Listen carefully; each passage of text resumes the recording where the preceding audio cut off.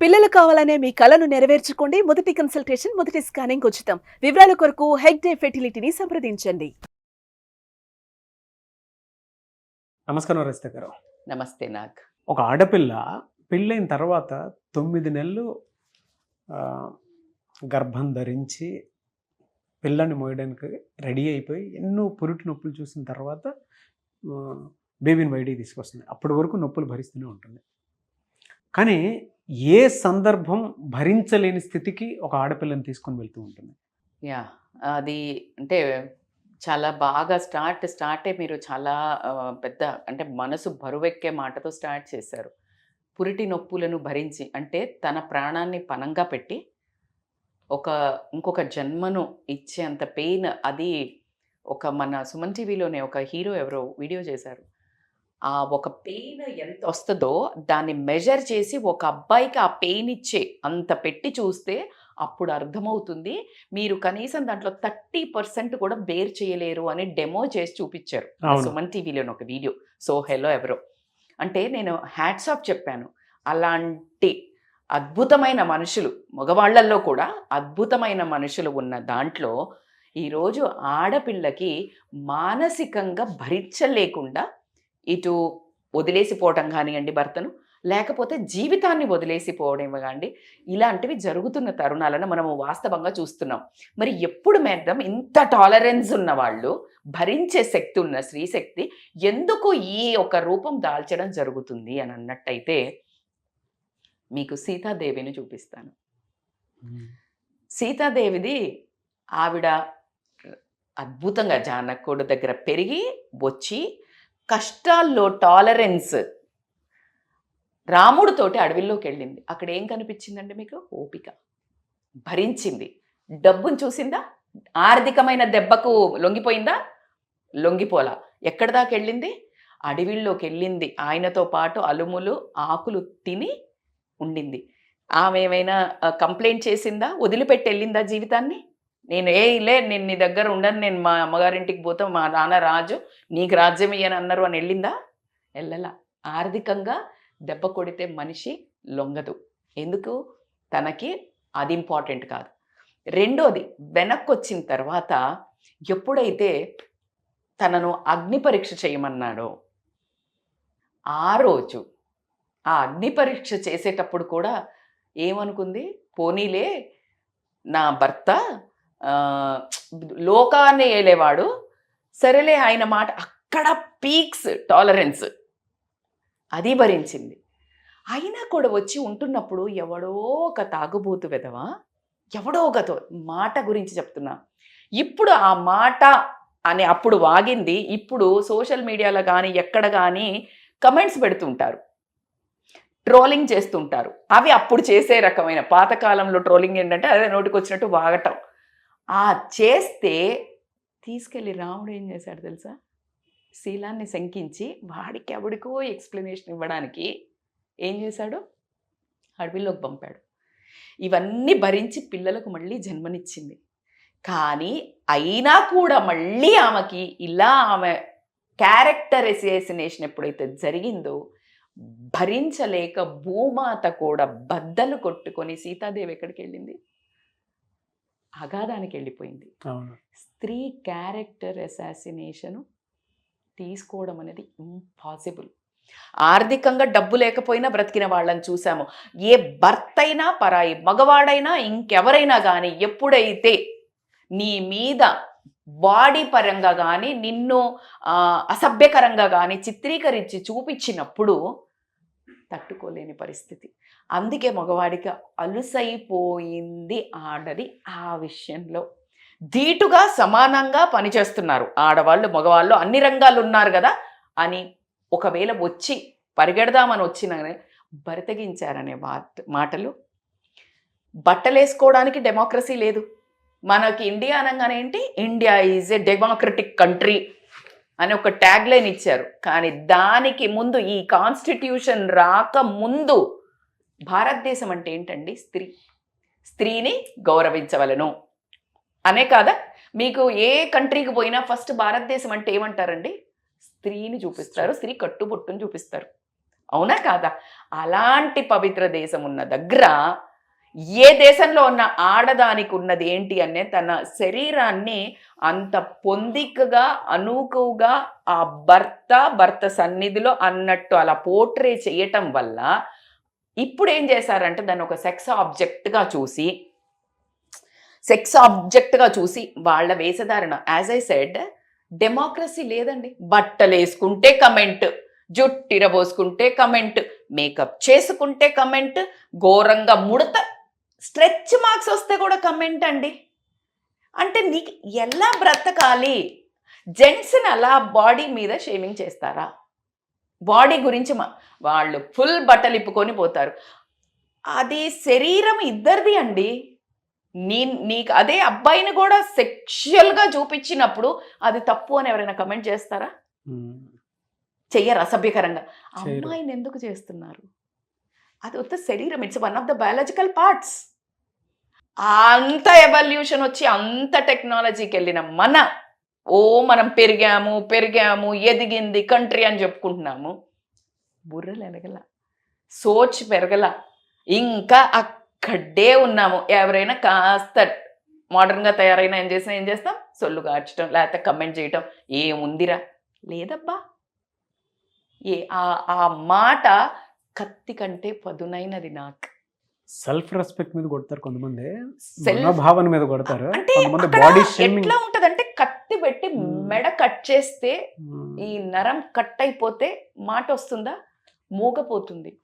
అలా ఒక ఆడది ఎప్పుడైతే నీ గురించి ఇదే నువ్వు ఇలాంటి దానివనో అలాంటి దానివనో, నీ బాడీ ఇలా ఉందనో, నీ రంగు ఇలా ఉందనో, లేకపోతే నీ బాడీలో పలానా పార్ట్స్ ఇలా ఉన్నాయనో ఒక మగాడు మాట్లాడితే అస్సలు తట్టుకోలేరు. నాకు ఆ మానసిక వ్యధ అంటే నువ్వు ఎన్ని డెసిమల్స్లో ఏ ఎక్విప్మెంట్ కనుక్కొని కూడా చూసినా నువ్వు భరించలేవు. ఏం చేయలేని నిస్సహాయత. కొంతమంది డబ్బు కోసం అనుకోనియండి, దేనికి వాళ్ళ టాలెంట్ చూపించుకోవడానికి అనుకోండి, కెమెరా ముందుకు వచ్చి మాట్లాడాలంటే బోల్డ్గా వచ్చేవాళ్ళు వచ్చినా ఆ కమెంట్స్ కానీ లేకపోతే ఏదైనా పక్కన ఉన్న వాళ్ళు కూడా ఏంటి అంటే ఇప్పుడు ఇలా చేసిందంటే వస్తావా అనే స్టేజ్కి వచ్చేసారు. How come? ఒకప్పుడు సినీ ఇండస్ట్రీకి ప్రాబ్లం ఉండే. వాళ్ళు కాస్త వ్యాంప్ క్యారెక్టర్స్, కాస్త ఏదైనా కొంచెం సెక్సీగా బట్టలు వేసుకోగానే అంటే ఆమె చీప్ టైప్. నో, క్యారెక్టర్ డిమాండ్కి ఆమె స్ట్రక్చరు, ఆమె బాడీయో అలా డిమాండ్ అవుతుందని డైరెక్టర్ రాశాడు రాత, నువ్వు కాదు కదా. It is not our own character. Do you think Rao Gopal Rao garu was always villain in movies? Do you think is a villain in outside? Sonu Sood గారిని విలన్ అన్నారు అన్ని మూవీస్లో, హీరో. అదే లేడీని ఎందుకు అట్లా చూడరు? లేడీని అలాగే చూస్తారా లేదా? ఇప్పుడు వీడియోస్లో లేకపోతే ఎక్కడ బట్టల్ని బట్టి ఒకవేళ మాట కూడా బోల్డ్గా మాట్లాడారనుకో, వాళ్ళని ఎలా చిత్రీకరిస్తారంటే బరితెగించిన ఆడది అని. ఆ మాటలు ఏదైతే తట్టుకోలేని మనుషులు, అందరు మగాళ్ళని నేను ఎప్పుడూ అనను, కొంతమంది అందులో ఆడవాళ్ళు కూడా ఉంటారు. బ్యాడ్ లక్ ఏంటంటే వీళ్ళు ఎప్పుడైతే క్యారెక్టర్ అసాసినేషన్ కానీ ఈమె ఇలాంటిది అయి ఉంటుందిలే అందుకే వాడు ఎవడో అన్నాడు, ఏం మాటలవి మాట్లాడతారా లేదా? ఇప్పుడు మనకి చాలాసార్లు మనకు రేప్ జరిగిందంటే ఆ బట్టలు ఎవడ వేసుకొని ఆడవాళ్ళతో సహా, అరే బాబా ఎందుకు వేసుకోకూడదు? అదే 9 నెలల అమ్మాయిని, 9 సంవత్సరాల అమ్మాయిని, 90 ఏళ్ల అమ్మాయిని ఏం చూస్ చేశారు? అర్థమవుతుందా? సో ఎప్పుడైతే ఇలాంటి పదాలు ఆడవాళ్ళను వాడటం జరిగిందో, భర్తను భార్య వదిలిపెట్టి వెళ్ళిన సందర్భాలు ఉన్నాయి. ఎప్పుడైతే ఆమె మీద ట్రస్ట్ లేకుండా నువ్వు వాడితో తిరిగావా, వీడితో తిరిగావా, నువ్వు వీడితో పని ఉండంటావు, అసలు నాకు ఈ పిల్లలు పుట్టిన, అలాంటి చిచోర మాటల్ని ఒక లెవెల్ వరకు భరిస్తుంది పిల్లల కోసం.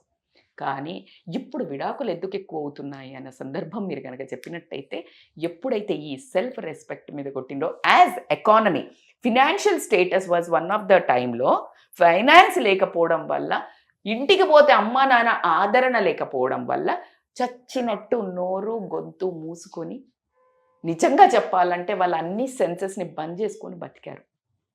Now it is a time అని అనుకొని బయటకు వచ్చినా కూడా సూదులు పెట్టి కూర్చున్నట్టు ఈ మాటలతో ఇందుకే వచ్చావనో, ఫ్రీగా ఉన్నాం, ఎవ్వడికి నోటికొచ్చింది వాళ్ళు మాట్లాడుకో. ఫ్రీ ఫుడ్ పంచితే ఎలా ఉంటుంది? ఆ టైప్లో మాట్లాడి నోటికొచ్చినట్టు మాట్లాడి మనోభావాలను మామూలుగా దెబ్బతీయరు. మీరు అన్నారే దానితోటి భార్యను వదిలేసి వచ్చిందని చెప్పా. సమాజంలో ఒక సింగిల్ లేడీ ఎప్పుడైతే ఇలా బయటకు వచ్చి బోల్డ్గా ఏదైనా తన వ్యూస్ షేర్ చేసుకున్నా, తన బాడీ బాగుంటే ఏ టాలెంట్ ఉంటే దాన్ని షేర్ చేస్తున్నారా? మీరు యూఆర్ ఎ గుడ్ రైటర్, మీరు వేరే దాంట్లోకి వెళ్ళరు చూడండి. You always script programs. మీకున్న కమాండ్ ఏంటి? అది. నాకున్న కమాండ్, నేను ఫుడ్ గురించి మాట్లాడతాను, న్యూట్రిషన్ గురించి మాట్లాడతాను, relation, that is my command and my subject because I live with that.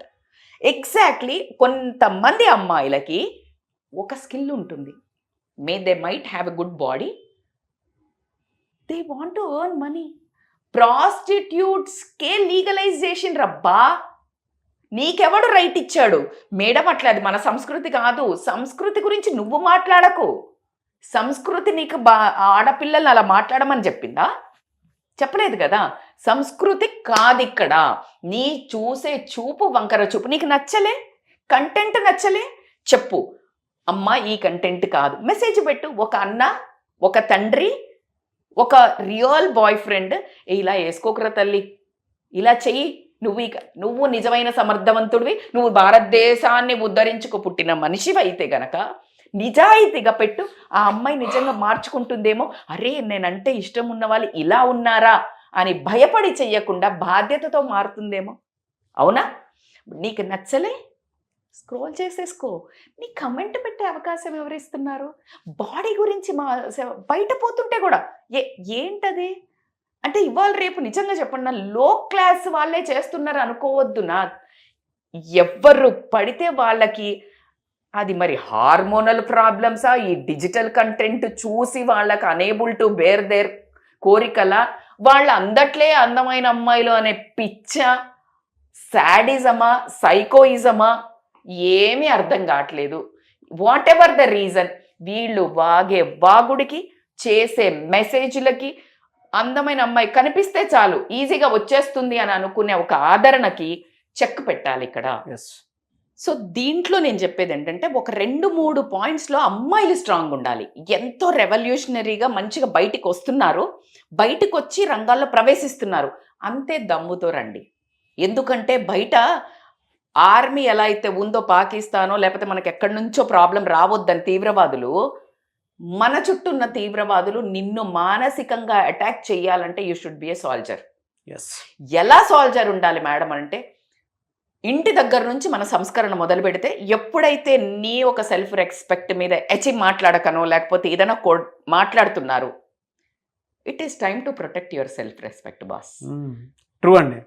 కొంతమంది 10 మందిలో ఉన్నా, 2లో ఉన్నా, 1లో ఉన్నా, అంటే ఇండివిజువల్ వాళ్ళకే తెలుస్తుంది, మాట్లాడకు నోర్మై, ఆడపిల్ల మనసు వెంటనే నొచ్చుకుంటుంది, అంటే తీసి పడేస్తారు. ఎందుకంటారబ్బా, నువ్వు అన్ని చేసుకుని వస్తున్నావు, నువ్వు డబ్బు ఇస్తున్నావు, ఆ డబ్బును ఫుడ్గా మార్చేది ఎవరు? నీ బెడ్గా మార్చేది ఎవరు? నీ పిల్లలకు చదువుగా మార్చేది ఎవరు? ఈ తల్లి లేకపోతే నువ్వేంటి? నువ్వు పెళ్ళయ్యాక లావుగా అయ్యావు, లేకపోతే ఇలా ముడతలు వచ్చాయి, ఒరేయ్ నువ్వు అలాగే ఉన్నావు, అప్పుడు నువ్వు కూడా ఉండవు. ఇది మీ అమ్మ కూడా ఇలాగే నిన్ను కన్న తర్వాత అలాగే ముసలైపోయింది, నీ భార్య కూడా అంతే కదా.